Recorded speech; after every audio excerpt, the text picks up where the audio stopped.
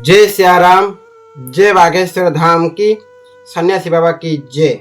साधु जी सीताराम। ମୁଁ ଆଧ୍ୟାତ୍ମିକ ମାର୍ଗକୁ କେମିତି ଆସିଲି, କାହିଁକି ମୁଁ ଗୋଟିଏ ସରଳ ଜୀବନ ବଞ୍ଚିଥାନ୍ତି, କାହିଁକି ଟିକେ କଠୋର ହେଇକି ଭଗବାନଙ୍କ ଶରଣକୁ ଆସିଲି। ସେଇ କାହାଣୀ ମୋର ବହୁତ ସଂଘର୍ଷ ଥିଲା, ଆପଣମାନଙ୍କୁ ମୁଁ କହୁଛି। ମୁଁ ବହୁତ କଷ୍ଟରେ ଆଧ୍ୟାତ୍ମିକ ମାର୍ଗକୁ ଆସିଛି, ସତ କହୁଛି, ବହୁତ କଷ୍ଟ।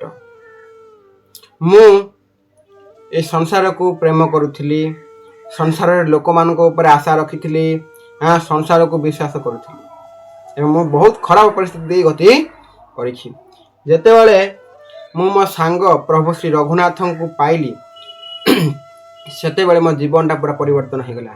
ଯେତେବେଳେ ମୋତେ ପ୍ରଭୁଙ୍କ କୃପା ହେଲା, ମୋତେ ସେ ଗୋଟେ ଛୋଟିଆ ଭକ୍ତ, ଗୋଟେ ତୁଚ୍ଛ ସେବକ ଭାବେ ସେ ମୋତେ ଗ୍ରହଣ କଲେ।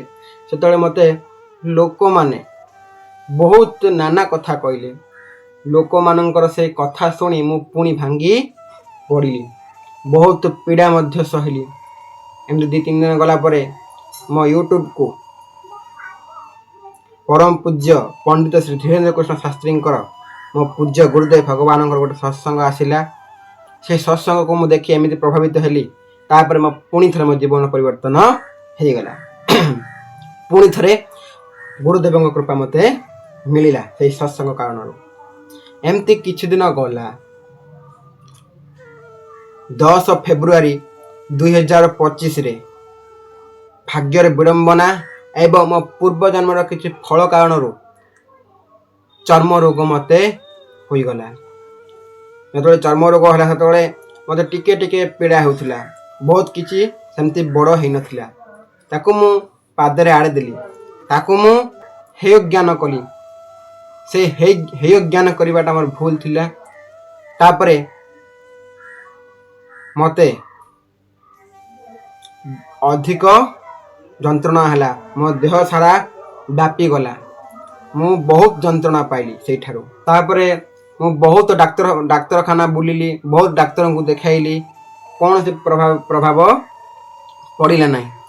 ପ୍ରାୟ 1 ବର୍ଷ ପରେ ଭଗବାନଙ୍କ କୃପାରୁ ମୋ ଦେହ ଆସ୍ତେ ଆସ୍ତେ ସୁସ୍ଥ ହେଲା।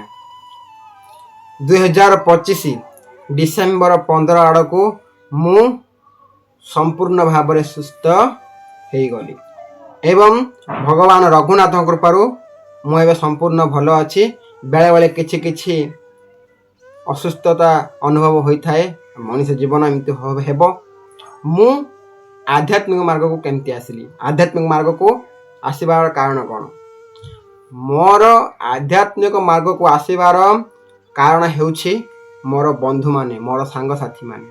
ମୁଁ ମୋ ଜୀବନରେ ପ୍ରାୟ ମିତ୍ରଙ୍କୁ ମୁଁ ମୋ ସର୍ବସ୍ୱ ମାନୁଥିଲି, ସେମାନଙ୍କୁ ମୁଁ ଜୀବନ ମାନୁଥିଲି, ସେମାନଙ୍କୁ ହିଁ ମୁଁ ଭଗବାନ ମାନୁଥିଲି। କିନ୍ତୁ ସେମାନେ ମୋତେ ମୋ ଅସୁବିଧା ସମୟରେ ପାଖରେ ଛିଡ଼ା ନ ହୋଇ ସେମାନେ ବାଟକୁ ବଦଳେଇ ଦେଲେ। ମୁଁ ତାଙ୍କର ସବୁ ଅସୁବିଧା ସମୟରେ ଛିଡ଼ା ହେଇଥିଲି, କିନ୍ତୁ ସେମାନେ ମୋର ଭାରି ଅସୁବିଧା ସମୟରେ ମୋ ସାଥିରେ ଛିଡ଼ା ନ ହୋଇ ସେମାନେ ମୁହଁକୁ ବୁଲେଇ ଦେଲେ ଏବଂ ମୋତେ କୌଣସି ଗୋଟିଏ କାରଣ ପାଇଁ, ସେ କାରଣ ମୁଁ କହିବିନି, ଗୋଟିଏ ଛୋଟିଆ କାରଣ ପାଇଁ ସେ ମୋତେ ଚୋର ସଜେଇ ଦେଲେ। ତେଣୁକରି ସେଇଦିନ ଠାରୁ ମୁଁ ରାସ୍ତାକୁ ବଦଳେଇ ଦେଲି। ପ୍ରଭୁ ଶ୍ରୀ ରାମଚନ୍ଦ୍ର ରଘୁନାଥଙ୍କୁ ମୁଁ ମୋ ମିତ୍ର କରିଦେଲି। ମୋର ଏବେ 4ଟି ମିତ୍ର ଅଛନ୍ତି। ସେଇ 4ଟି ମିତ୍ରଙ୍କ ମଧ୍ୟରୁ 3ଟି ମିତ୍ରଙ୍କ ନାମ ଅ ଅକ୍ଷରରୁ ଆରମ୍ଭ, ପୁରା ନାମ ନେବି ନାହିଁ ମୁଁ, ଅ ଅକ୍ଷରରୁ ଆରମ୍ଭ। ଏବଂ ମୋ 4ର୍ଥ ମିତ୍ର ହେଉଛନ୍ତି ପ୍ରଭୁ ରଘୁନାଥ। ସେଠୁ ମୁଁ ଜାଣିଦେଲି, ହୋଇ ସୋଇ ଯୋ ରାମ ରଚି ରାଖା, କୋ କରି ତରକ ବଢ଼ାवे ଶାଖା। ଆଉ ମୁଁ ସେହି ମିତ୍ରମାନଙ୍କୁ ମୁଁ ହାତ ଯୋଡ଼ିକି ଧନ୍ୟବାଦ ଦେଉଅଛି। ସେମାନଙ୍କ କାରଣରୁ ମୁଁ ଆଜି ମୋ ରଘୁନାଥଙ୍କର ଗୋଟିଏ ତୁଚ୍ଛ କ୍ଷୁଦ୍ର ଭକ୍ତ ହୋଇପାରିଲି। ସେମାନଙ୍କୁ ମୁଁ ହାତ ଯୋଡ଼ିକି ବହୁତ ଧନ୍ୟବାଦ ଦେଉଛି, ଯେଉଁମାନେ ମୋତେ ଛାଡ଼ି ଦେଇଛନ୍ତି। ଆଉ ମୁଁ ମୋ ପ୍ରଭୁ ରଘୁନାଥଙ୍କ ପାଖରେ ଏତିକି ପ୍ରାର୍ଥନା କରୁଛି, ମୋର ଯେଉଁ 3 ଜଣ ସାଙ୍ଗ ଅଛନ୍ତି, ସେମାନଙ୍କୁ ତାଙ୍କ ସଦାସର୍ବଦା ଆଶୀର୍ବାଦ ରଖିଥାନ୍ତୁ ଏବଂ ଘଣ୍ଟ ଘୋଡ଼େଇକି ରଖିଥାନ୍ତୁ। ଆଉ କ'ଣ କହିବି, ଏ ହେଉଛି ମୋ ଆଧ୍ୟାତ୍ମିକ ମାର୍ଗକୁ ଆସିବାର ପ୍ରକୃତ କାରଣ। ମୁଁ କ'ଣ ଶିଖିଲି? ମୁଁ ଭକ୍ତି ଶିଖିଲି। ବିଶ୍ୱାସକୁ ଘୃଣା କରୁଥିଲି, ମୁଁ ରଘୁନାଥଙ୍କ ଉପରେ ବିଶ୍ୱାସ ରଖିଲି। ପ୍ରଭୁ ରଘୁନାଥଙ୍କ ମୁଁ ମିତ୍ର କରିଲି।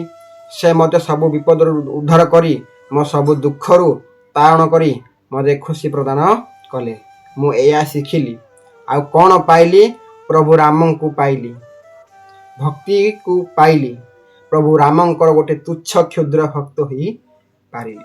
ମୁଁ ପୁଣି ଥରେ ସେମାନଙ୍କୁ ଧନ୍ୟବାଦ ଦେଉଛି ଯେଉଁମାନେ ମୋତେ ଛାଡ଼ି ଦେଇଥିଲେ। ଯଦି ତୁମେମାନେ ମୋତେ ଛାଡ଼ି ନଥାନ୍ତ, ତାହେଲେ ମୁଁ ଆଜି ପ୍ରଭୁ ରାମଙ୍କ କୃପା ପାଇନଥାନ୍ତି। ମୁଁ ତୁମକୁ ହାତ ଯୋଡ଼ି ବିନମ୍ର ଅନୁରୋଧ କରୁଛି, ତମେ ସମସ୍ତଙ୍କ ଜୀବନକୁ ଭକ୍ତିମୟ କରିଦିଅ। ତମେ ସମସ୍ତଙ୍କୁ ଏମିତି ଛାଡ଼ୁଥାଅ, ସେମାନେ ପ୍ରଭୁଙ୍କୁ ପାଉଥାନ୍ତୁ। ସୀତାରାମ।